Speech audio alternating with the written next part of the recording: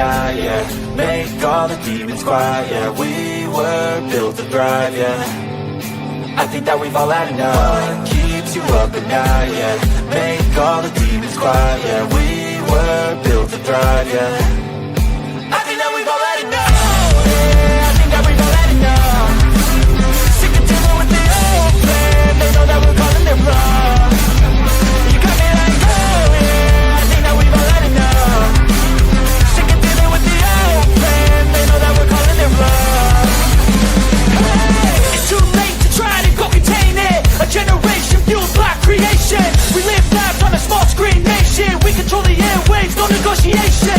I refuse to think we need saving. Something good will come from creation. And when we think that the world is too anxious, we'll adapt, evolve, survive, and save it. What keeps you up at night, yeah. Make all the demons quiet, yeah. We were built to thrive, yeah.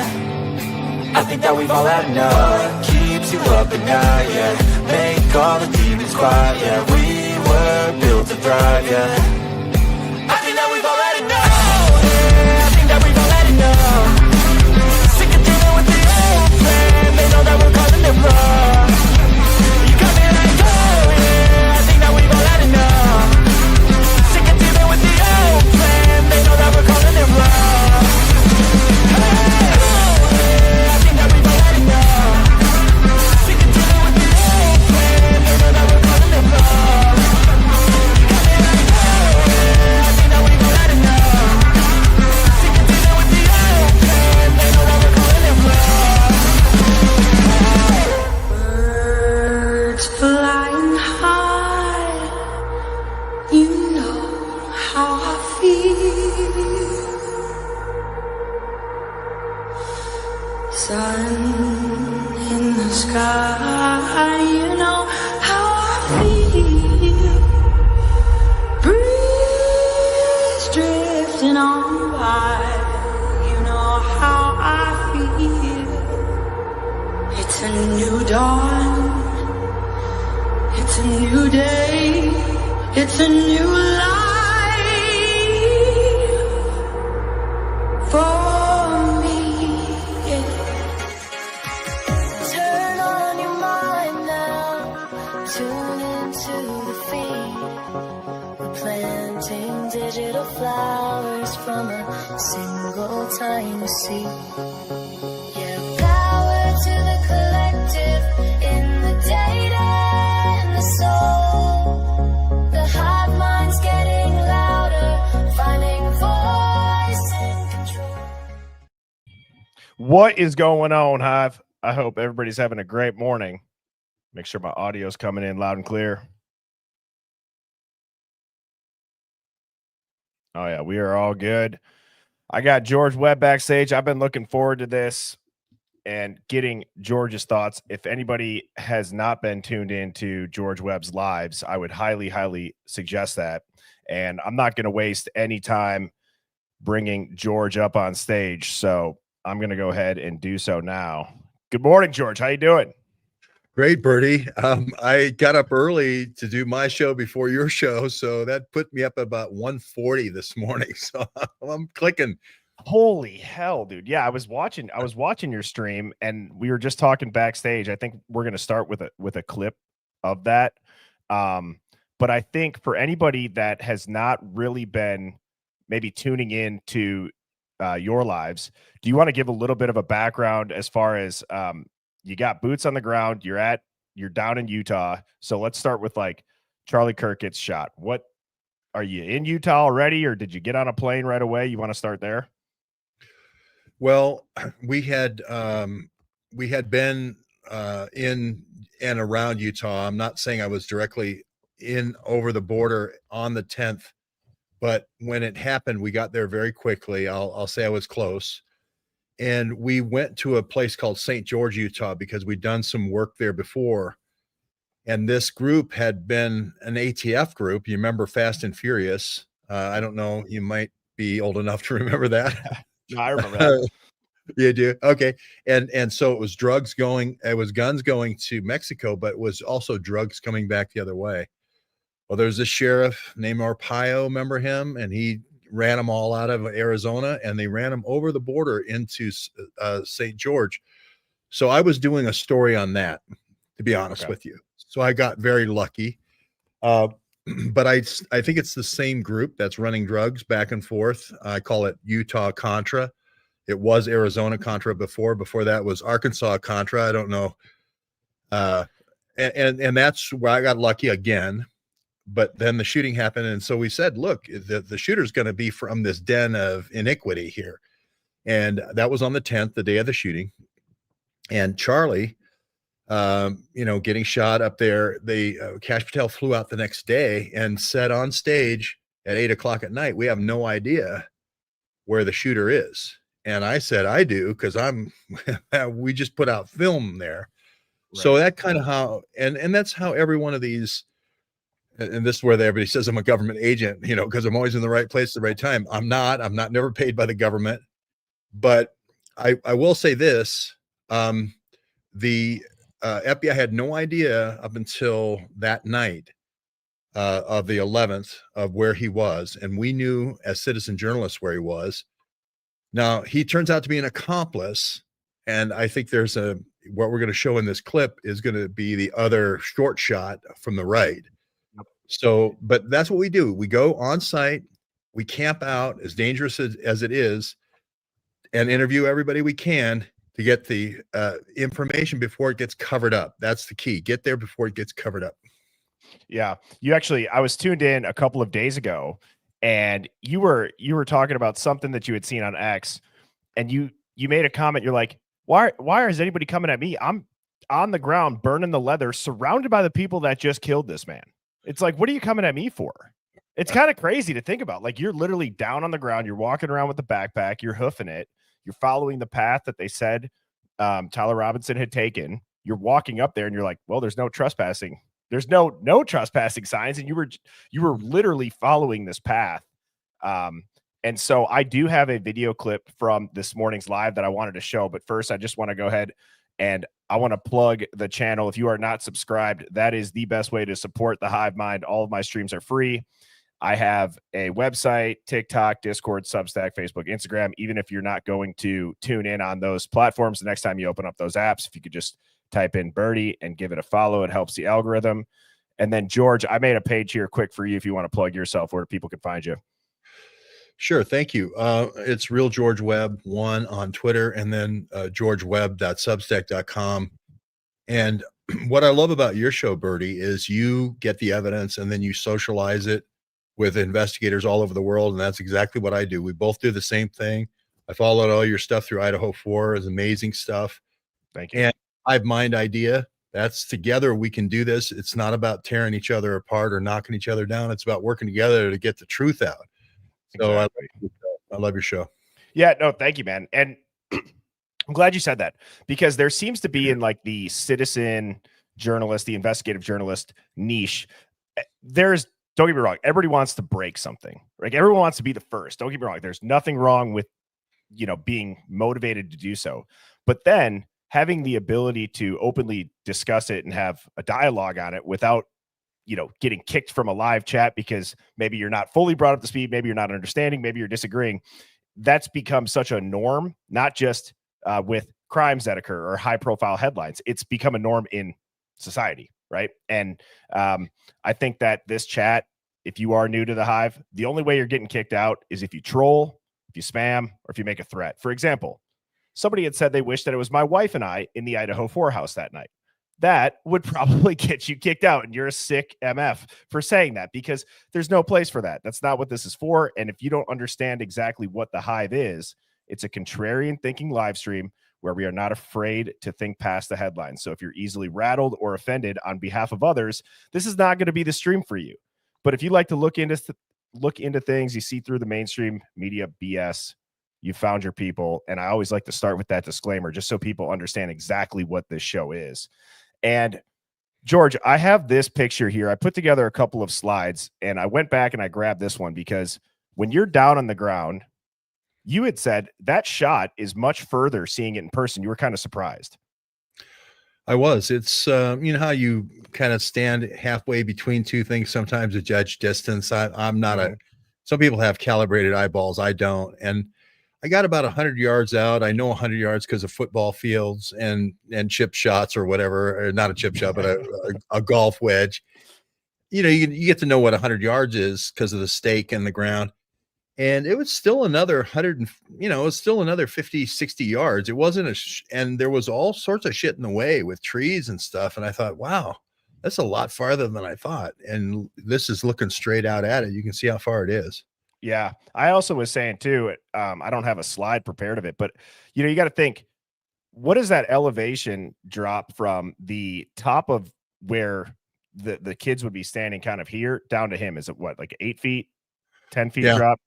Maybe a little more, 10. And then you think, you know, the average dude, call him 6 feet tall. I mean, you're really starting to have a tight window of an angle, even at an elevated trajectory, because of the tent and because people holding phones up, the speakers, the cameras, not knowing a movement. It's just interesting, you know, to think about all of these factors that go into it. And my argument that I've made against any novice shooter could make that shot. I don't disagree on a range. You could get that dialed in within, you know, depending on who's helping you sight a scope in, you can get that dialed in rather quickly, right? And if it's mounted and steady, it's the nerves. It's the, oh my God, I'm going to take a man's life. You have one chance at this. That's what makes it an expert shot, in my opinion, are those factors. Yeah. And, you know, he's also, you know, you got to get there quickly, a setup quickly. He's out of breath when he gets to the shooting position, all those things. This is why I think he does fire his weapon, but I think they gave him a little bit of a surprise and not putting a round in his gun. But that's all they needed really, was the sound and the trigger of the op and everyone looking that direction. But the clip you're about ready to shows it's from the right. There's just no question about it. Yeah. And I took a couple screen grabs just before I'm about to play this video to show you the angle that this video dissects. And I have the sheep down here that are watching MSNPC just saying, you're a conspiracy theorist. And it's, you know, it's always the lone wolf narrative. And it's just a joke. I mean, I personally believe that anytime I hear a lone wolf narrative, my like DEFCON 5 alerts start going off. This is not that. And I think it was genius that you had said, for all we know, this was a drill gone live with his ROTC days or experience where he actually had a blank round. He had no idea. And there's a lot of instances where there are drills that just so happen to be going on, or exercises that just so happen to be going on when a real life terrorist attack is happening. 9/11 is a perfect example. You can hear the air traffic controller saying, is this real life? Real life. And it's like, yes, this is real life. So I'm not saying for sure that's what happened, but I don't think it's a stretch to think that maybe dude did just have a blank for the sound, and knowing that he's kind of in that fishbowl, it's going to echo and cause confusion. And WTC1, the informants they had thought it was an exercise in '93, and then he was as surprised as anybody when it blew up. You know, so who knows if McVeigh was you know, you go down the line. Exactly. So I'm just getting this clip pulled up here, George, from your stream. I'm going to start it at the 3-minute mark. I'll move us up here so we can see this full screen here. And this is from George's live earlier this morning, and it will get to a video clip where I think it does a good job breaking down exactly the angle that Charlie Kirk was shot at. You land in Hong Kong, you go straight in, and then you go up, way up bank, and then you come down at this sharp angle, almost at a 90-degree angle, and that's maybe a 130-degree angle, and that's the path of the bullet. This is the FBI's story, right? This is not going to be the right story. This is going to be the right story. I'll just play the video for you. Ladies and gentlemen, I now have acquired proof that the FBI's official story is false, whether knowingly or unknowingly. We're going to have an entire monologue and talk about a lot of these things after I show you this. But if you take nothing else away from this video, you need to see this. And in that video, you can see the same, what appears to be the bullet coming down, and it does line up with the actual gunshot itself. So we're not counting gang violence. Great. So this video was created by a friend of mine who is a Marine. You'll see him here at the end. This is the angle he is showing the shot coming from, showing where Charlie was sitting, and the angle of the shot, which will correspond with this video here. which unfortunately we will blur out Charlie's face, but we will show what is necessary to prove that this was an entry and exit wound.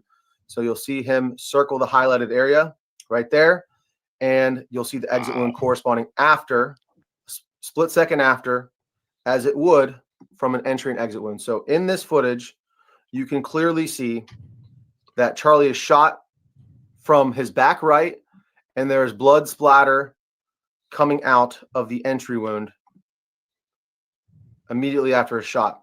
The first arc is kind of down as if it's just gushing out from the entry wound.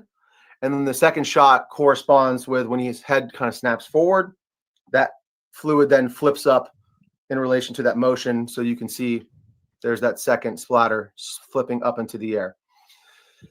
This is something that I hadn't seen to this date. I saw this for the first time late in the evening yesterday, and I decided that this needed to be put out immediately because no one that I know of is talking about this. So big shout out to my friend who actually found this and created this video. You'll see him here in just a moment, but let's just one more time look at this shot. Just watching that without being a ballistics expert, I believe that the average person would be able to say that looks like an entry and exit. No question. You can see it almost like, like if somebody hits you in the side of the head and your head recoils. Yeah, look at this. Boom. And a lot of people are saying that that's his necklace that flew up. Again, I've not been around a lot of, actually, I've never been around a human getting shot, but I've been around, hunting and stuff. And I guess I don't know if I've ever been zoomed in. Like, I'm assuming fluid or blood or something would kind of maybe burst out like that on an entry wound and then leak on the exit wound, like what we saw. So, yeah. And when you see the other angle on this with the skin coming out like this, you can actually see where the skin has been pulled right before the bullet pierces through the skin. So when I saw that, I said, okay, school's out. And he gets to that. Yep. I'll put the volume back on. Again, corresponds with an exit wound, the extreme loss of blood. No matter what the caliber is, that distance, that amount of meat is not enough for most bullets to expand. I mean, 99.9% of bullets will not expand in that short distance. Most of them require 12 to 14 to 16 inches even sometimes of tissue to expand properly. Also, Charlie tensing up correlates and proves that he was hit in his spine. It's a spinal injury. Any of the game that I've shot in the neck or in the high vitals where you impact the spine, the game usually drops right in its tracks because you sever the spinal cord. This is, again, exactly what we see with Charlie. He tenses up. His head movement also correlates with being shot in the back of the head. His head snaps forward, and then he tenses up, and you see him fade away, drop the mic, and was absolutely traumatizing video footage. And I'm sorry to have to show you guys this again, but this needs to be seen and talked about because this is going to be suppressed in the algorithm. So make sure you share this with any of your friends, your family members. Save this video, whatever you need to do. So this video was actually provided to the channel by a friend of mine who is a Marine, and I forgot to show you the end of the video here. So this is my friend who actually made the video. I want to just give him a shout out. I will link his socials down in the description below. Again, he is the one who brought this to my attention. So I think that it's also something to be noted. This is the size of a 30-06, everybody. This is what they fight wars with right here. 5.56, 223. Let's just all wrap our heads around that together. That you could take down a moose or an elk from 400 or 500 yards and damage their bone. I'm not against miracles. I caught a little bit of flack yesterday that the whole Man of Steel with the vertebrae stopping the bullet to not, kill others that were standing behind Charlie. I'm not against miracles happening. I'm against when the narrative gets hijacked to prevent people from asking questions because it kind of puts that religious miracle aspect behind it, like Charlie was made of steel and stopped it. It just seems, I'm sorry, it seems unrealistic. And that's coming from somebody that I believe in miracles, and that happen all the time. That doesn't seem like a vertebrae would, especially with how flexible a vertebrae is. I don't know. Yeah, it's called tonic spasm or decerebrate. I'm looking at the this tensing that's it's caused. Decerebrate rigidity when you get hit in the spinal. It definitely has that quality to it. JFK didn't do that. I don't remember, but it's interesting how this is the Bobby Kennedy entry wound. If Sirhan's standing 8 feet away at the end of a table, shooting directly perpendicular to Bobby Kennedy, same situation as this. How does Bobby Kennedy get shot in the back of the head again? Right. And that just came out in the autopsy. And then the other piece is, if you remember, JFK shot in between the shoulder blades, and somehow that bullet goes up through his throat. JFK, you only move a little bit to the right here to have the JFK exit wound. And, you know, you could see the JFK exit wound is from a Mauser type bullet, and it's much bigger than this exit wound. So in the two most famous assassinations up until this point, where we had film of it, if you will, or autopsies, it kind of squares with this being like a 5.56. You showed all the bullets somewhere in that middle range, versus all the way down to a 9mm. A lot of people we talked to today said 5.56 or right in there, but certainly not a 30-06. And some people even said it was maybe as small as a 32 or a 22. But again, or 9mm. It's probably a little small for 9mm, but again, I don't know how you could get more evidence than this. You know, it's just crazy, dude. It's crazy. And so everybody's talked about, well, then where did the shot come from? Right. Because I've always said too, with the lone wolf narrative, it's also a very emotionally palatable thing, meaning it's you see something traumatic and the answer is very emotionally palatable. It allows people's brains to accept, well, that makes sense on a very surface level, right? Then you start diving into it, you get into the type of the caliber round. You have people that have fought in wars, you have hunters. You're saying, I don't know if that's even a possibility that it wouldn't be way more gory, blood on the back of the tent, you know, a hole in the tent, anything. Plus just the angle that you showed in that video, which that's one of the best breakdowns in slow motion without being gory that I feel like the algorithm probably could handle, is that. And everybody talks about, well, where did it come from? Because you see the muzzle flash. I think you've talked about that a little bit with the timing of like the light, but that's all plated glass windows. I mean, I got this angle here because I was curious, like, as far as your thoughts, is this coming from in the crowd? Where do you have any guesses? If you go up, you see where those I went and filmed this, and you see where those people are. You keep going to your right, keep going the other way, other way, right there. Now go straight up. I think it's there because that's still walled off, and there's very few people there. You know, and if somebody's shooting right to your left or right to your right, you are going to notice that. But this one, you see, there's only one person there on that deck. Well, and people have talked about like this fern, right? Like this bush. Was that there when you were up there? No, they moved it. So again, this is a total tinfoil hat thing, but a lot of people were like, that looks like a suspicious fern. Who knows the weapons or the tools that they have available where they could guide it with just like an iPad and lock it in? Who even knows that they need a person pulling the trigger? I'm not saying obviously that's what it is. I'm just, that's also a real big problem with not having full transparency, open source style investigation. And you had brought up Kash Patel. I have a tweet from Kash. Could I just show one other thing, Bertie, before you go? It looks like a hunter's blind built right next to that bush. If you see that, what is it, a wood structure up there or whatever that is? It just seems like a hunter's blind right next to that. If you go up, you see how that is kind of like obscured a little bit. Yeah, like right here, the shadow kind of thing. Well, if you crawled up in there, you couldn't see that person crawling. No one on the roof above you, and then you could crawl to that bush area and get that shot off, and then get out of there. So you know what's interesting? Oops. You know what's interesting about you saying that is like, if you ever go to like in the Midwest, it's like Fleet Farm. Oh shit, I did it again.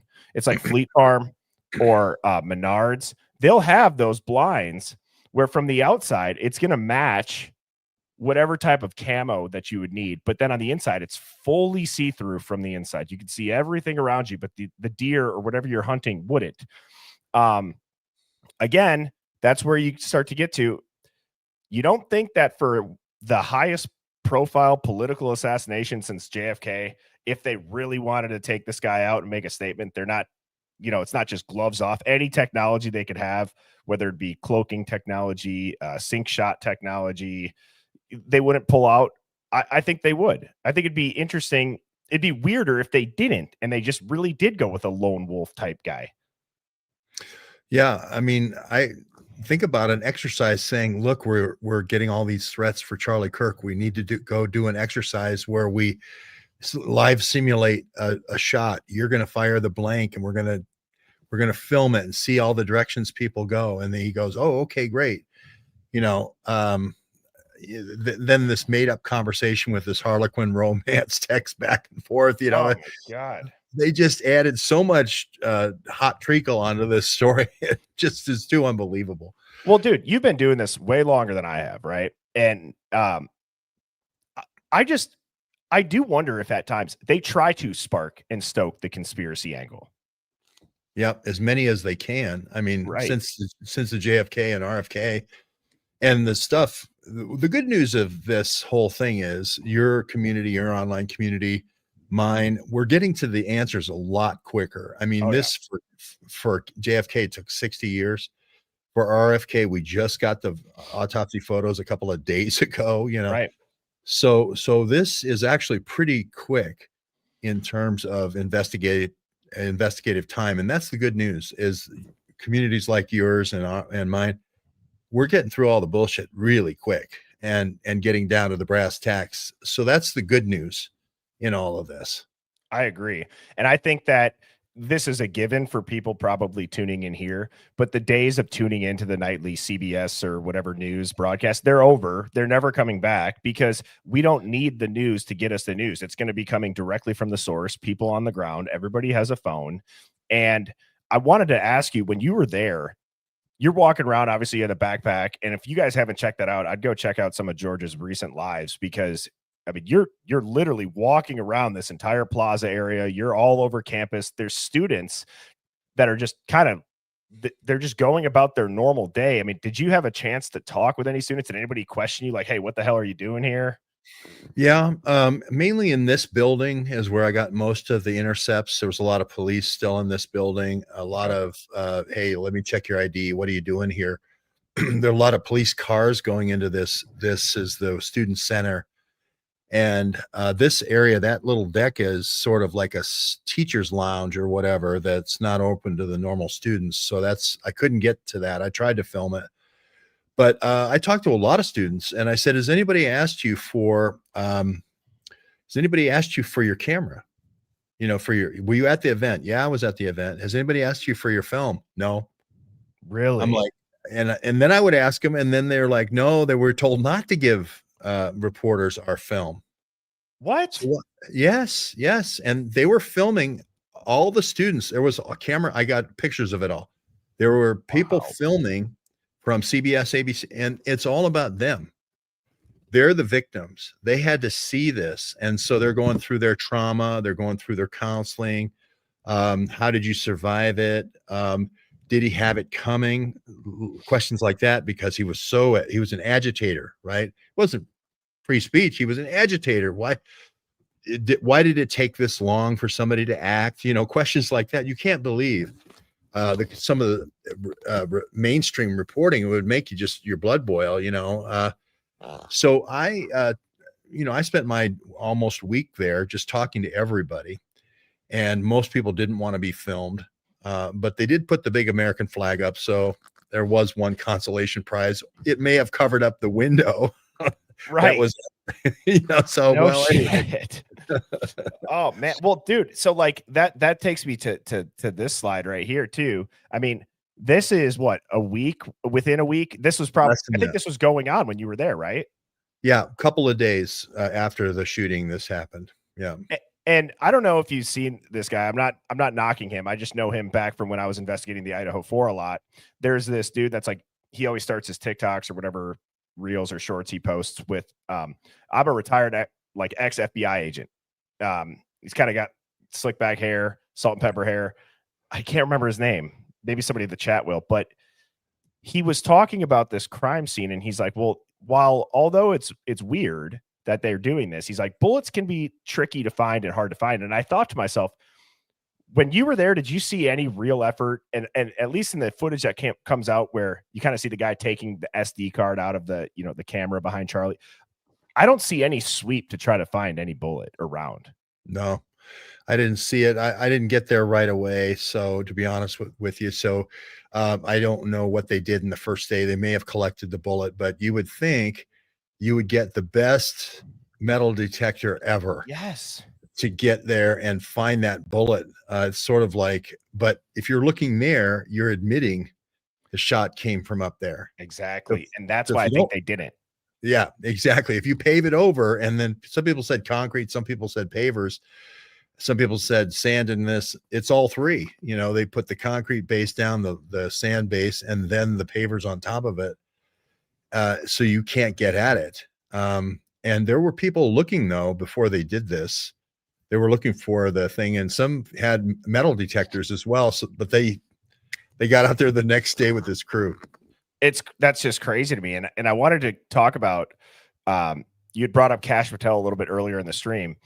This tweet to me, this third paragraph really was quite interesting to read, and I'll read it here. And it's, we are meticulously investigating theories and questions, including the location from where the shot was taken, the possibility of accomplices, the text message confession and related conversations, Discord chats, the angle of the shot and the bullet impact, how the weapon was transported, hand gestures observed as potential, quote, signals near Charlie at the time of his assassination, and visitors to the alleged shooter's residence in the hours and days leading up to September 10th, 2025. And when I read that for the first time, George, I just paused and I thought to myself, do we have any answers to any of those questions? Yet the narrative is already solidified in stone. And now you have the FBI director coming out and saying, well, we're looking into all of these questions you have.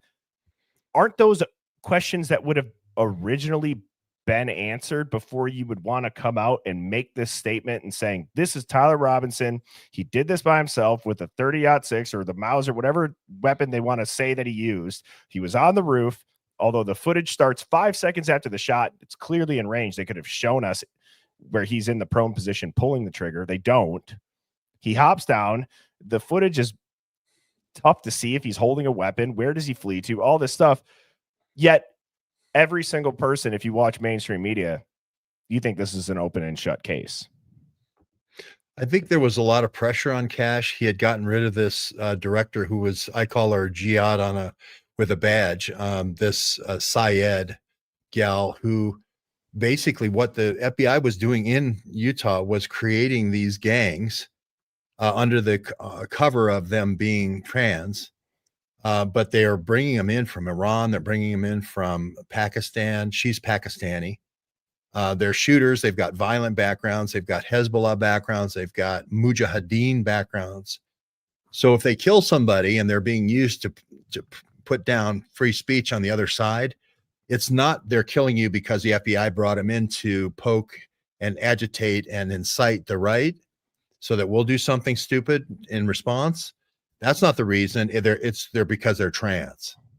And all of these people that we saw were supposedly trans, these armed queers, they call them armed queers.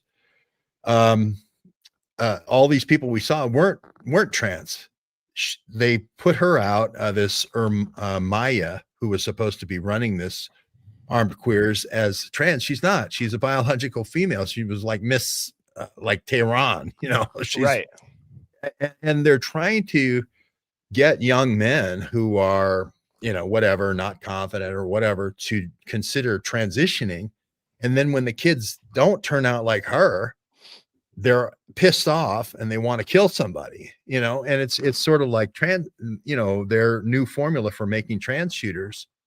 And that's what's going on here. And Tyler Robinson was conversing with Ermaya. He was conversing with these other people in this group. There's dozens of people in this Discord group. And this is what Kash Patel is talking about. And so these people are also going to the place where I was in St. George. and having these meetings. This is kind of like getting the team together and going out and practicing in the desert and blowing shit up and shooting shit up. So there's a whole bunch here, but I think Cash was under such pressure because he fired the gal 2 weeks before, that he had to come out and say, "Oh, here's our sheepskin. Here's our, bounty that we brought back the killer." But then when he got back to Washington, like you just said, he said, "Well, and wait a minute, there's the rest of the story here."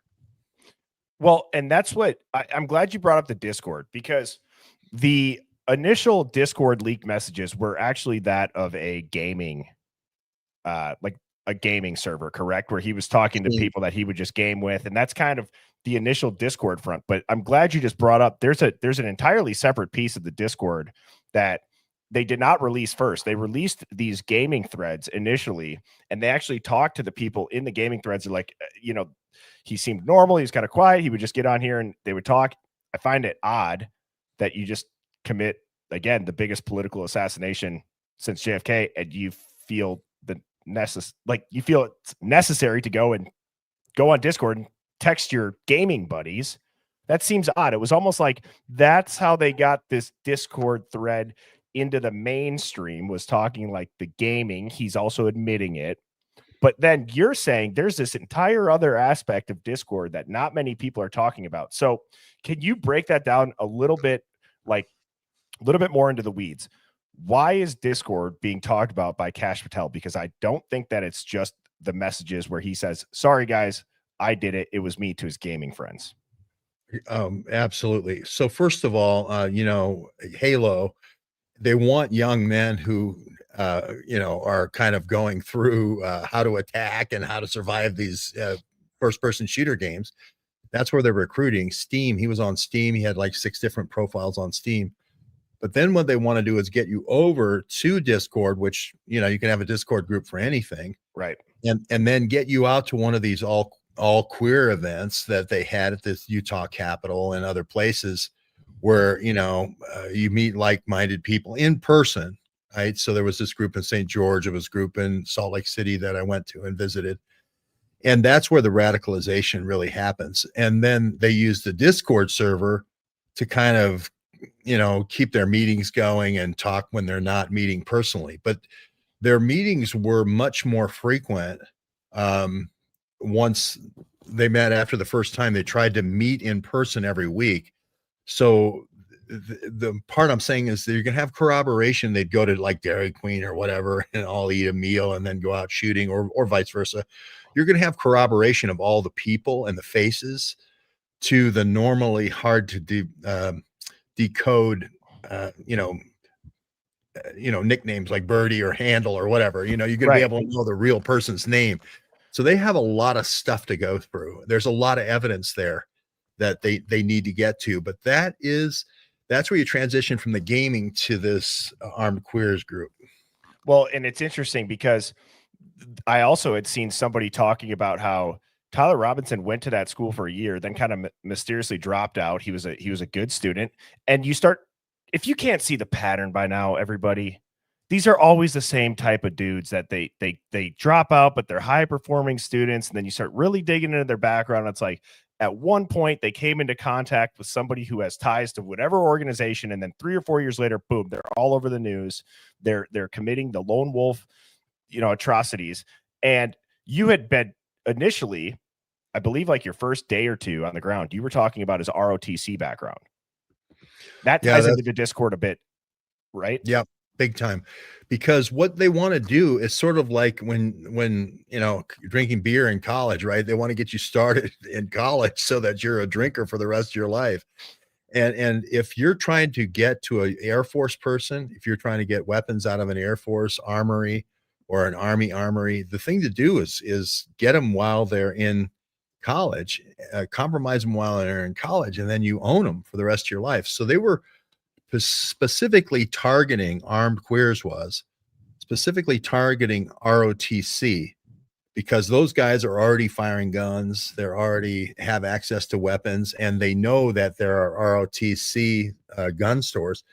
And now if we get those guys on drugs, now, hey, if you steal some weapons for us, will get you drugs. So that was kind of what was going on, both at Utah State, which was in Logan, where he started, as you mentioned, but then we also have him in Salt Lake City at University of Utah, also at UVU in Provo, and at Utah Tech in St. George. Those are the major, big players, and they all have major ROTC programs. So that's the part that hasn't really come out yet, but we're going to get there. Well, so then let me ask you this. You were saying he's an accomplice, or like I would say there's way more of a chance that he is an accomplice. It's not saying he's a full on patsy. I mean, depending on what definition you want to use of patsy, right? Taking the fall for it publicly, sure. But there's a chance that the person who really did pull the trigger is walking around and is either being protected as an asset, which I would guess is more likely than not. That has to be the case. And it leads to sparking all these conspiracies that we were talking about, because now you and I, George, we're diving into, well, it's this Discord server and it's armed queers, and then it's the ROTC, and he was here, and then he was here. If you can't follow the narrative any closer than the headlines, we are going to sound like we are insane. But that is not the case, because you can listen to Hillary Clinton talk back in the day about how we were funding the people in Pakistan, and now we're kind of reaping what we sowed with going and fighting in the Middle East. And while, yes, that's a little bit on a larger scale, the coordination and the tactics that are used here, where they're planting these seeds and then they kind of get to reap what they sow with these kids that are recruited at a young age. Maybe they do get put on some sort of prescription. Maybe they are influenced in a Discord thread. Maybe there's an entire agenda behind why are they putting this front facing, armed queers, ROTC, whatever it may be. But it's not insane to think about when you can explain it the way you just did. He was here, then he dropped out, and then we have him here, and now he's at this place. And you can track what organizations were also in those spots. So the question that I'm getting to, George, why do you think they took out Charlie Kirk at the end of the day? Why do you think this group did it? Two-word answer is Ukraine war. He was starting to say cut funding, and also Israel's about ready to roll up the Gaza again. So, I mean, that wasn't good timing either. So it was a double whammy. But I think the real thing they wanted to stop, especially before 2026, because that's Congress and there's a very slim balance in the Congress, is to stop this on the college campuses, anybody talking about. And see, there's been 9 other assassinations in Germany by Azov, for people who say that Germany should get out of the war or shouldn't put boots on the ground in the war. Right. So they're seeing a lot more of this, but I think this is the first one of a series. Anybody who between now and 2026 starts talking against the Ukraine war, I think this assassination team is going to show up again. Wow. Because it did in Germany. It showed up 9 times in Germany. I know some people say Israel. I was just going to ask you about that. Yeah. And I just, with Bibi Netanyahu, I think he, Charlie, like me, are pretty pro-Israel, for all intents and purposes.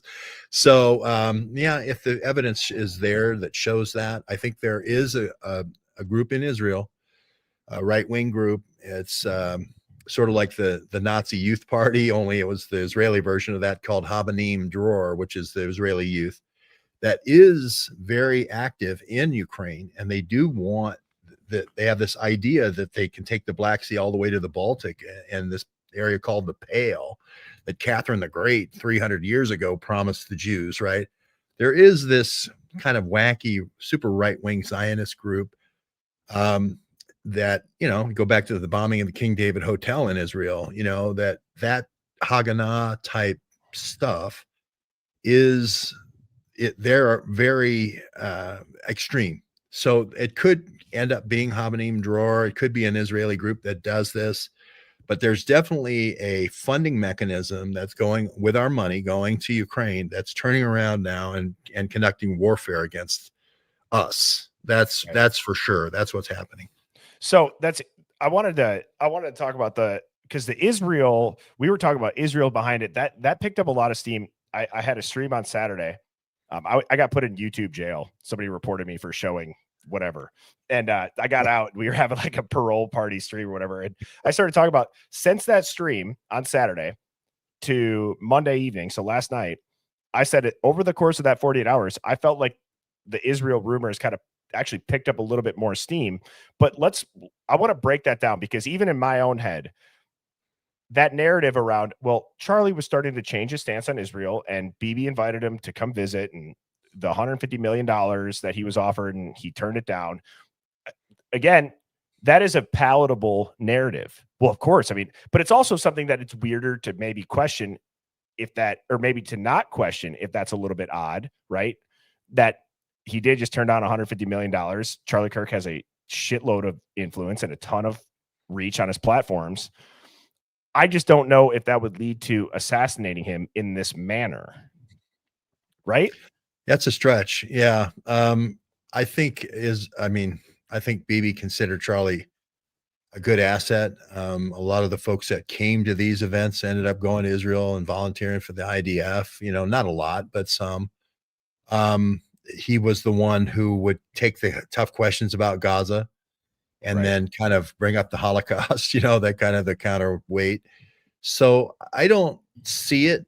Some people say, the first minute that you bite the hand that feeds you, and it's true, he was kind of biting the hand that fed him, you're going to get in trouble. And then you mentioned the big Long Island meeting where they offered him the money and he refused the money. So there is some motive there. I have to admit, I'm weighing it, but that's why we have to go with the forensics so much. And we have to get those phones and go with evidence rather than our gut and, our belief system. Well, and it kind of, this is where, George, I feel like you can maybe appreciate this line of thinking that I'm going down. I would like to think a lot of people in the chat could, but I also would like to think that any country that has the power of the US, of Israel, of Russia, they wouldn't do it themselves. They would get somebody else to go and do it if they were going to. So I don't think on its face it would be that obvious that, oh my God, Charlie Kirk turned down $150 million. Let's go kill him. Right? That just seems too palatable. It seems too simple of a motive. So you start talking about the Ukraine stuff. What are they not talking about? You had also brought up Iran a little bit and stances, perhaps, or maybe that wasn't you. I apologize. But I know you brought up Ukraine, but there's also been rumors about the Iran and what's going to be our position on them. And I think Charlie, to your point, he wasn't afraid to lean into tough questions about that stuff. And it's just interesting that they would take him out for turning down a visit and 150 million. It seems too simple. Yeah. And I think he probably,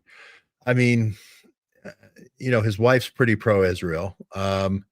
So there is some, his wife maybe with this angels group that was getting these kids out of Romania and bringing them to Israel and all that sort of thing. I think that's a good thing. If you're, I know people who went to Romania when it was falling after I went to Czechoslovakia. I went to Hungary. Around the fall of the 89, 90 era, bringing these kids, a lot of them ended up going to Israel. So that's where they're saying she's super Zionist. And they said, well, if we have to have one or the other, let's get rid of Charlie. And so we'll have Erica. Like I say, those are all speculative things. And, what I do is if you follow that line, here's how I think, very simple. If you follow that line back, there's got to be people filming from certain perspectives where we're going to see who was up there. And we're going to see if there's a flash or a gun or, like you said, some other kind of high-tech new thing. But we can at least get obviously this perspective has it. We can at least get all the data up there. Right. And start diving in on that. Well, and what's interesting too, is we talked about up here, right? Just to go back to this, we talked about here, even this angle though, doesn't seem like it would kind of go out the front. It just, again, I know this might not be the best perspective because it's a still shot. Mm-hmm. Do you know what I mean? Well, maybe. Yeah. I don't know. It just seems depends a little on how off. He was turning his body. It also depends on how he's turning his body, and it's hard to say. I would like to see lasers, and I would like to see this rebuilt. in some unused baseball stadium where we get the string out there or get the lasers out there. They did this with the Kennedy. There's been people who've built full scale model mock-ups in their houses of this. I think this is pretty important because we're going to see more of these assassinations. And I agree with you, Bertie, that it's going to be through proxies. It's going to be plausible deniability. It's always going to be the lone shooter narrative. It has been since Kennedy. And so here we go. And I've always said that I have no faith. This might piss some people off. I have no faith in Washington. I think they're too corrupt. They're too captured. It doesn't matter which party's in there. I think that even if it's maybe not the figurehead, right? Whoever they want to say is the figurehead, they're not bought and paid for. The supporting cast, to think that it's going to come from Washington, the pure truth, the 100% truth, nothing but the truth, I don't think is ever going to happen. I think it has to come from people that are here in the Hive or in the chat, or that you chat with, that you're breaking, that I'm talking about. And there's a lot more people that are starting to do that. And when you see Cash put out this tweet, I've also said this, George, is this to just fan the flames and say, okay, they're looking into it, or is it to kind of water it down, saying, okay, look, we got their attention, they're going to look into it? Or is this actually to be taken serious? Because I feel like Cash Patel has been on a roller coaster with the Epstein thing and then this, and it's kind of, that guy's going through it right now. Yeah, I do think this was to placate the audience, especially the hand signals and all this sort of thing. I think he discounted my work on the plane. If you remember, Tyler ends up, normally if you shoot somebody, you don't go to Dairy Queen at 6:38 and get a Superman Blizzard, where you're on camera and a whole bunch of people. It's not like it was 10 minutes after the shooting or 10 days. It was about 6 hours. So a lot of people, are watching the news and they know what happened that day, and they're going to be able to look up and they're going to be able to see him. He hasn't changed his hat, hasn't changed his glasses. His shirt's different. He's wearing jeans, but I don't know. It's had not a lot of time has gone by, and it seems like he's waiting for this plane. This plane leaves 15 minutes later and makes all these crazy trips back and forth to this Navajo Indian reservation. They have this foundation called Navajo Strong. I always get suspicious of these Clinton Foundation type NGOs, Right. And they've also got a China Cultural Center. I think of, cyber hackers, and also billionaire backers. It's for a makeup company that nobody's ever heard of, this unique makeup company. So I just, it's the only a private plane coming and going during this kind of national trauma. So, but Cash has said, it's a red herring that spy plane's going back and forth to an Indian reservation 3 times, in one day. I don't know. It just seems like they're shuttling operatives in and out of the country.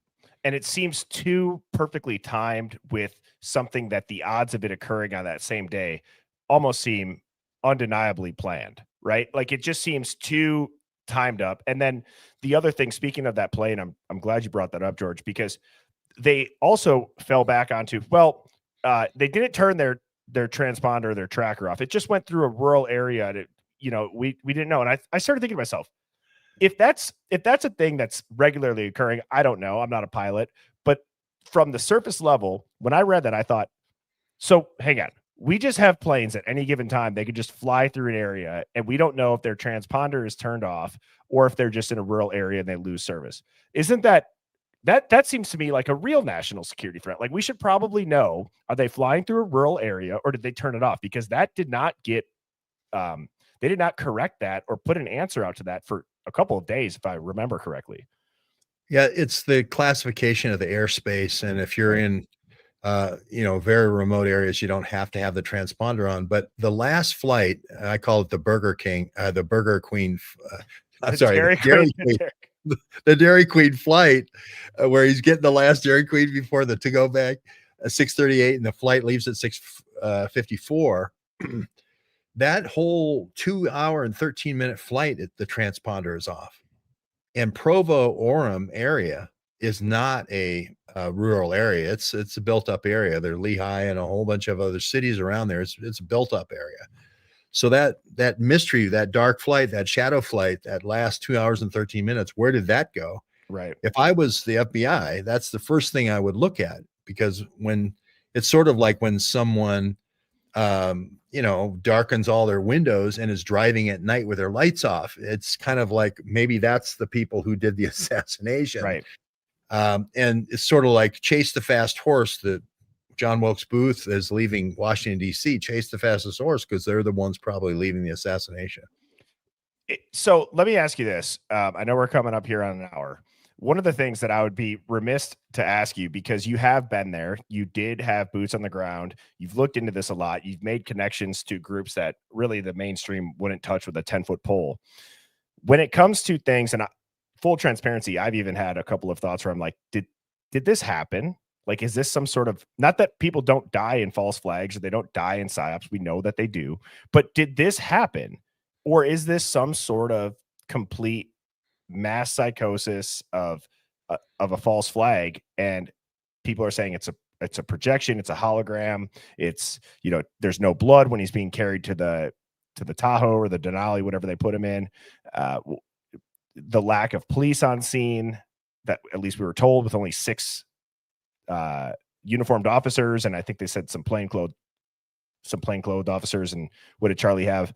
3 or 4 bodyguards. But then you see people with a marshal badge on at some point throughout that. So, like, what are your thoughts on this? Do you think this is do you think this really just slipped through the cracks and Charlie got assassinated? Do you think there's a bigger narrative at play? Well, I don't think it slipped through the cracks, because I've been writing for 14 months that a mall cop on a roof can stop these things. Right. Walmart rent-a-cop, or grandma with caution tape, or I think I had a kid with a drone. I had like 6, a wedding photographer. I mean, there's like 7 different ways you could stop this. So it's deliberately planned that the roofs would be abandoned, sort of like the John Wilkes Booth leaving the bridge open.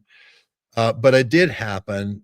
He really did die, unless you're saying, and people who say this, that means Trump is in on it, Vance is in on it, the whole cabinet's in on it, TPUSA is in on it, his wife's in on it, the kids are in on it. It's just such a massive conspiracy. I know, I understand where that comes from, though, because we've been lied to so much, right? That you just think anything the government tells me now at this point is a lie. And it's somewhere in between, and we've just got to follow and keep kicking over the dirt clods on site. And I wish Cash would come back to Utah. Cash, I'm just over the border here, brother. I'll be there every day with you. I'm going back anyway, but show up like Mississippi Burning with 150 agents who stay there for 2 months, buy a hotel, buy a motel or whatever, rent out a movie theater, and say, we're not leaving until we have all the data. Right. Until we have all the cell phones, until we have all the evidence, we're not leaving. And what they're trying to do right now is saying, oh, we're done. The funeral was, oh, we're done. Yeah. Yep. I agree. And there's so many oddities that, to your point, I do wonder, not if they're done as full on deceitful lies. Don't get me wrong. I'm the first person that will admit that, yes, there are full on deceitful lies that come out in the news that are propagated by our government, every government. That's a given. But things like the See You in Valhalla, and then you look at Tyler Robinson's screensaver, people have, dug in and they've kind of looked at the island that's the screensaver, and then, oh, there's a Valhalla resort and all this stuff. See, unfortunately for me, George, my brain, I geek out over that. I'm like, oh my God, somebody just put this all together. It's hidden in plain sight. And that's just kind of the nature of my brain. And I enjoy looking into stuff that way, because it is interesting. Like, how does all of that line up?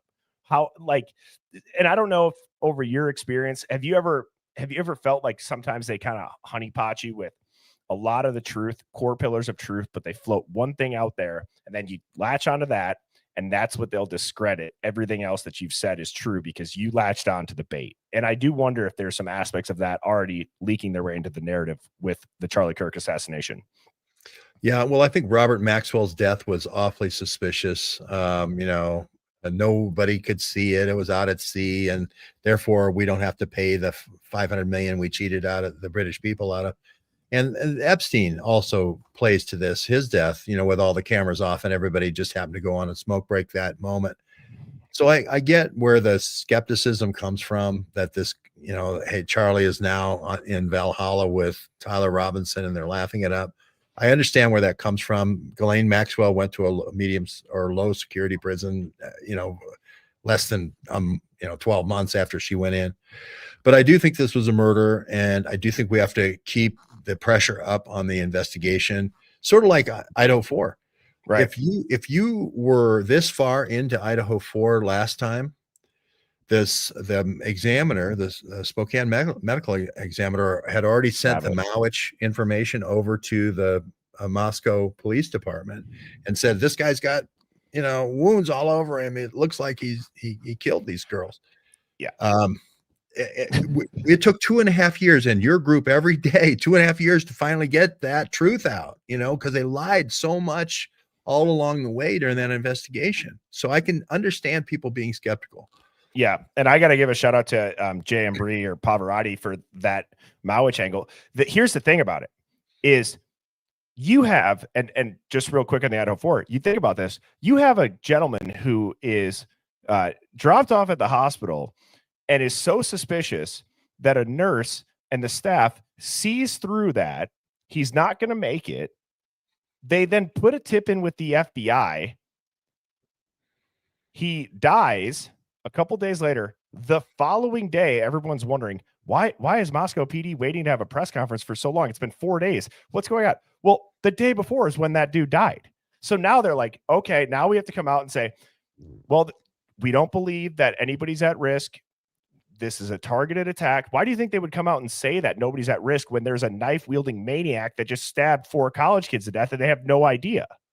Well, maybe that tip that came in from the hospital with somebody with ties to a certain group on that Pacific Northwest Highway is no longer living. And maybe that's why they could say it.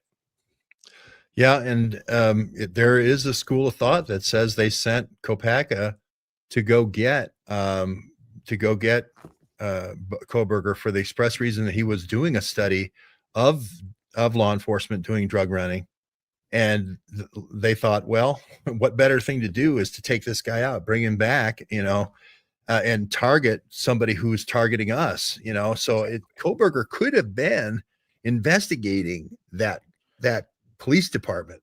Brett Payne could have said, okay, I'm going to put you in the hot seat. I'm going to go get some touch DNA from your swab. Right. And then when I'm taking the knife sheath back out to the car, a little dobby.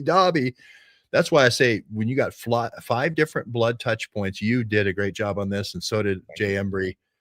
5 different blood touch points that are Native American. And this is blood. This isn't transfer DNA. Trace DNA, George. I think I told you this story, but I'm going to tell people in the chat, touch DNA and trace DNA, how fragile it is. I had a lawyer on my stream with Devil's Advocates, who's my Monday night guest. He's buddies with Allie Benevento. She worked the Murdoch case. And so she told the story about just how she doesn't say the word touch DNA in court, because in a juror's mind, that means they touched it. That item is there. Oh, they must have been there. No, she refers to it as trace DNA. And she tells a story of this gentleman who was drunk outside of a liquor store and he needed medical attention. When the EMS or the EMT team showed up, they put a pulse ox on his finger and they got his vitals. They transported him to the hospital.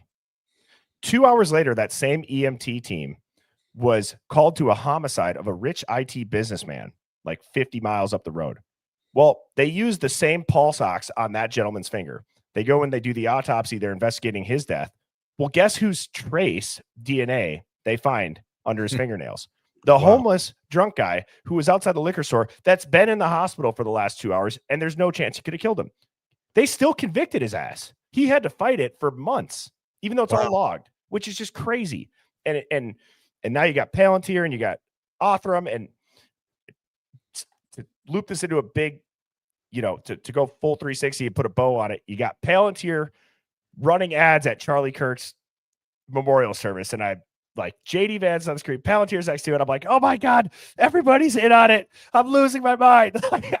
It's just, it's so crazy, George. It's so crazy. It seems like all these things are to get Palantir into everywhere. Oh man. Well, I want to ask you one last thing, just because I know you've been hitting this really hard. Jim Jordan put this out about YouTube. Is now, this was this morning. I don't know if you saw this tweet. He talked about oversight efforts. Google commits to offer all creators who have been previously kicked off YouTube due to political speech violations to return to the platform. But that's not all.